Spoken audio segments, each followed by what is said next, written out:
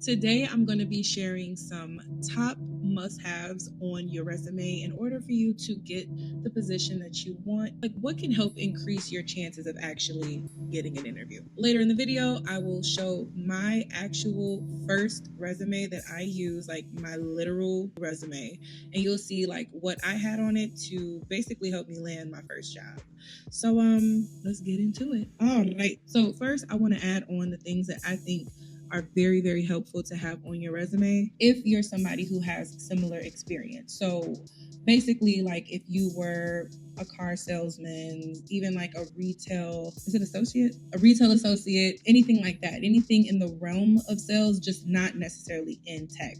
I would absolutely put number one, prospecting skills. So what you're going to need is basically show them that you know how to identify, an ICP, so an ideal customer profile, and then you also know how to strategize and go for that person. Number two, cold calling abilities. Basically, the foundation of this entire job is being able to cold call people depending on what company you're at. Basically, I would just actually say make sure you list cold outreach in general. Another thing to mention would be sales tools. So having experience with CRMs, you've had experience with Salesforce or HubSpot or anything like that. Another top skill that I would say is experience with sales cadence. And when it comes to strategy, just making sure that you can convey that you actually have pulled a prospect through the entire sales cadence. Some people call it sales sequence.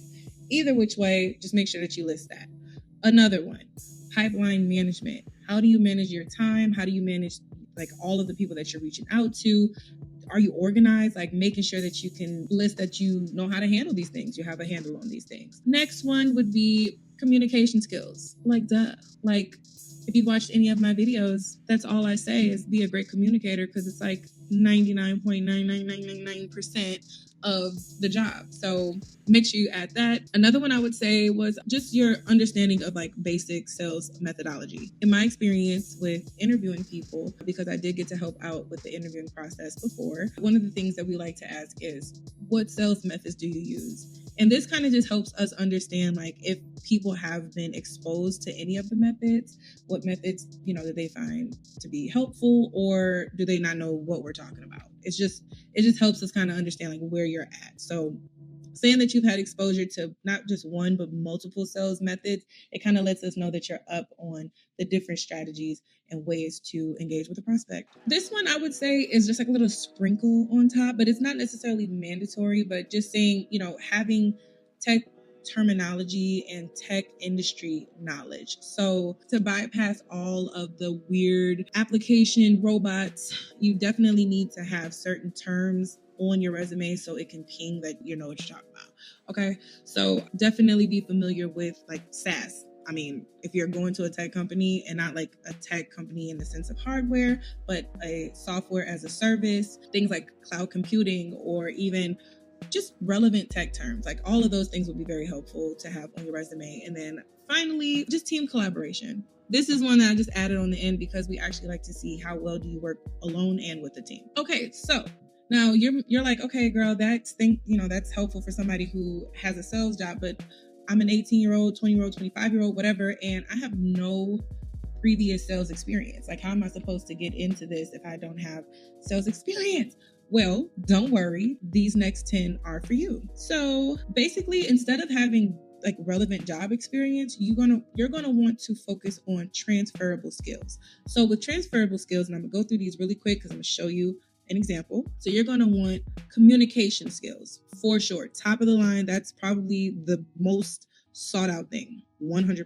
Customer service experience. So were you customer facing?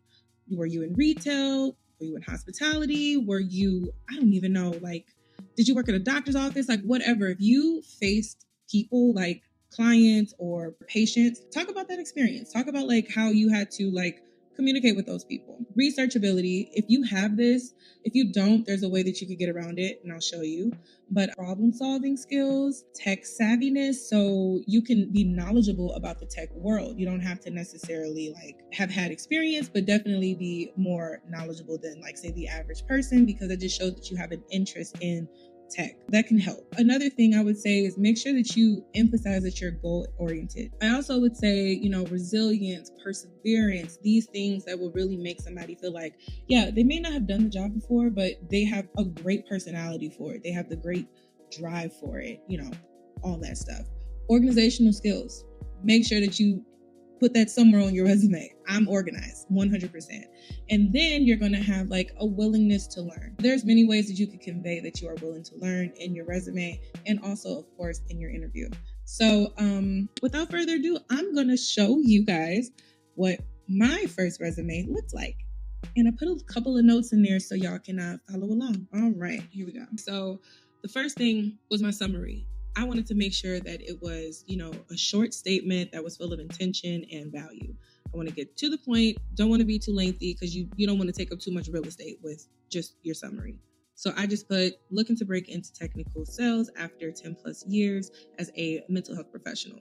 Leveraging my communication and relationship building abilities to provide value and drive missions forward. I'm not going to spend too much time on that. It's pretty straightforward. Okay, as far as skills go, my little note that I put here was just make sure that you only list relevant skills that pertain to the role. If you're really good at cooking, arts and crafts, welding, truck driving, it's probably not where you're going to put that, okay? You're going to make sure that it stays relevant to the job. This is where a lot of your transferable skills are going to live. So research and information gathering, active listening, excellent time management, excellent communicator, and also prospecting and client engagement can be anything from like if you were working in hospitality or you were a waiter, like being engaged with a client or a patient if you were in the medical field. So just making sure you put those like transferable skills because that will translate very well into your new role. So the first experience, as you can see, I have course careers up here because I had no previous SDR experience.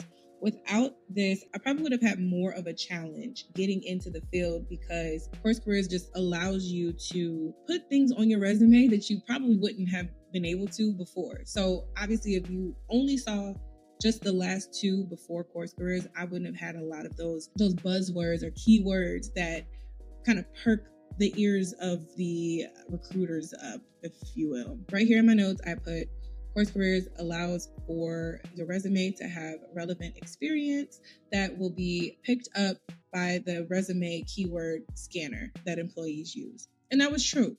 Right here in some of the literature, you will see where I said, conducted in-depth research and to identify companies that aligned with the ideal customer profile. In the program, we were able to do like a small project where we have to do outreach. I had to go and research these people, reach out to these people, actually prospect. So it gave me the little bit of experience that I needed to actually talk to people about, what I can do. So executed targeted sales cadences using cold emailing, LinkedIn outreach, and CRM tools efficiently. So here also I was able to have some of that experience be portrayed right here because of the course that I took. Now, without this on your resume at all, like say if you didn't want to go through a course or whatever, it might be a little more difficult for you to actually put these like keywords or buzzwords into your resume. You can definitely work them in depending on what your previous experience was. But I just know for me, it was a no-brainer. It was so much easier to just have had that experience to put on there because it almost worked like a job experience. It really did. So here with a non-related experience, I said, try to quantify your actions into profit or increase productivity as much as possible. So what do I mean by that? Basically, because this position had nothing to do with sales, nothing to do with, I wouldn't say nothing to do with customer service, but I was a psychiatric rehabilitation practitioner, and that's essentially in healthcare. So I made sure that I quantified any kind of productivity that I was a part of, meaning right here, facilitated daily groups and individual counseling services, which improved client relationships and retention in the program, resulting in 96% occupancy quota over a 10-month span.